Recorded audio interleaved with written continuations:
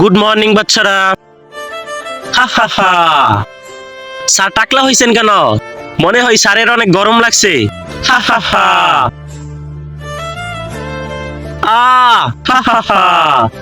Sir মজা লাগে? আরে কিছু হয়নি বেটা, যাও গিয়ে বসো।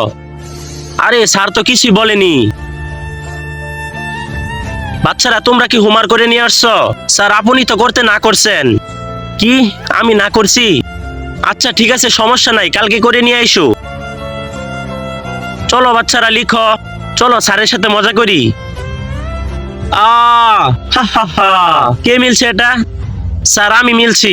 বন্ধুরা এরপর কি হয়েছে তা দেখার আগে এই বক্সের ভিতর পৃথিবীর সবচেয়ে সুন্দর একটি ছবি রয়েছে, তা দেখার জন্য ভিডিওটিতে একটি লাইক দিয়ে চ্যানেলটি সাবস্ক্রাইব করে দাও। করে দিয়েছো তো? এই দেখে নাও। এবার তোমার সুন্দর নামটি কমেন্টে লিখে যাও।